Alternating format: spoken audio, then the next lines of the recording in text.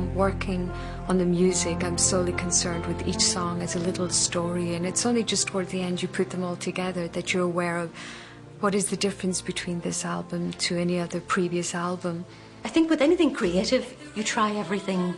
You don't throw things out, just, you try everything and you find out what gives you the best creative result. It's very difficult to be the audience to the music, so the only way you can do that is by taking a piece of music and working on it for a while, and then leaving that for a little while, set it aside, try and forget about it, and then sort of write a next melody and concentrate on that.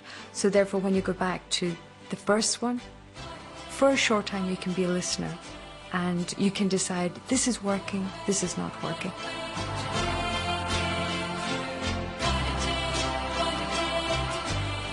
It's something that is there for life when you record the music, and you want it to be something that you're happy with.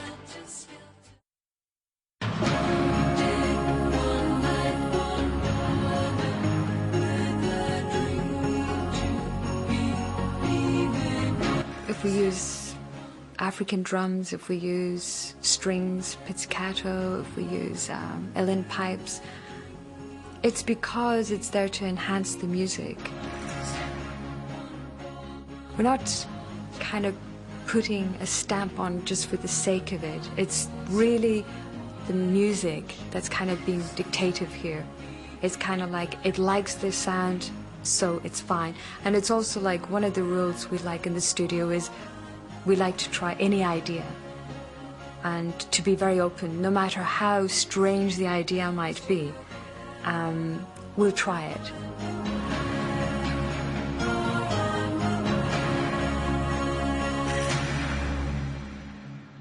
They spend very long hours in the studio because both of them are perfectionists.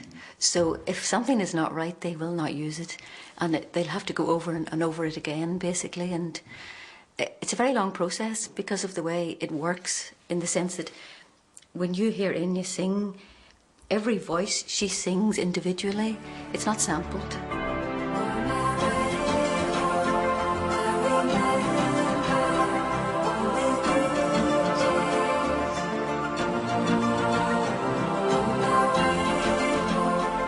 From the first moment I've written the melody, it's kind of like it takes me on this little journey.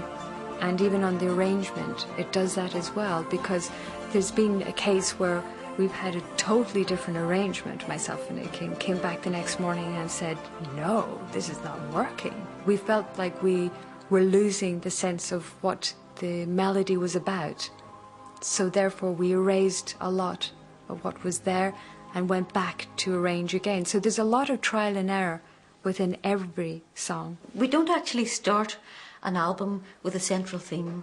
We don't have a theme for an album and say, this is what it's going to be about. It develops.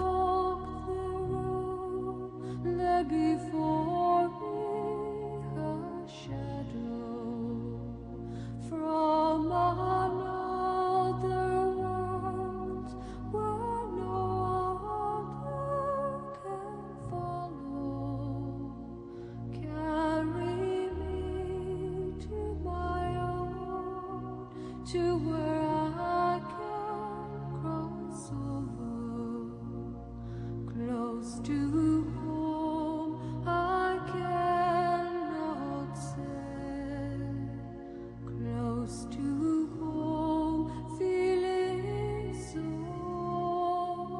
far away. We're quite alike in the way we think about lyrics.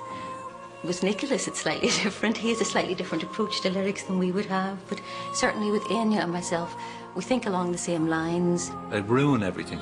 I mean, I remember once I actually stuck in one word into one of Roma's songs, and without realising it, I changed the whole meaning of the verse, and she's never forgiven me for it. To a degree, a lot of the lyrics are based on emotion, the feeling of the moment, rather than an actual event or story. So Enya and myself will tune into that quite a bit, whereas Nicholas prefers a story. But I don't write that way.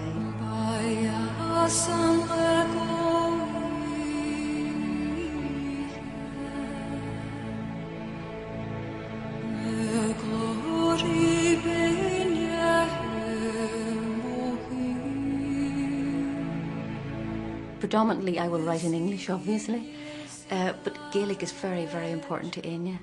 It's a living language for her. It's a language she uses a lot. She comes from an area in Ireland that Gaelic is the first language, and you learn English.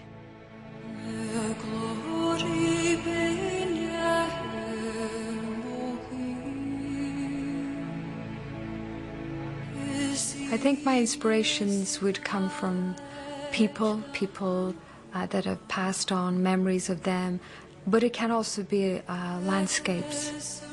I come from the northwest of Ireland, County Donegal, and it's a very rural area, and mountainous, beaches, rushes, and it's somewhere I love to go. I feel just I need to get back to my roots, back to who I am, and there's nowhere better than to go home, because I find the people there know me as Enya, and they don't treat me any differently. They're proud of the success, but it's so lovely that they just talk to me as if I'd only just left yesterday, and that kind of keeps me very grounded, and that's very important to me. Something that I hope to do is to plan to put the music on stage, but it is something that has proven so far quite difficult. She performed a lot years ago. She did tours around Europe and performed, so it's something that's in the blood, basically, and she would like to do again. I can hear orchestrating it, yes, but on the vocal side of it, I find it's got to be in some way that it's trying to get that emotional feeling. A lot of the stuff you hear from Enya is multivocal, which she does herself, so someone will have to do that. So it will obviously require a choir and probably a small orchestra, I would imagine. To go on stage and there's an audience there just solely for you, would be so wonderful.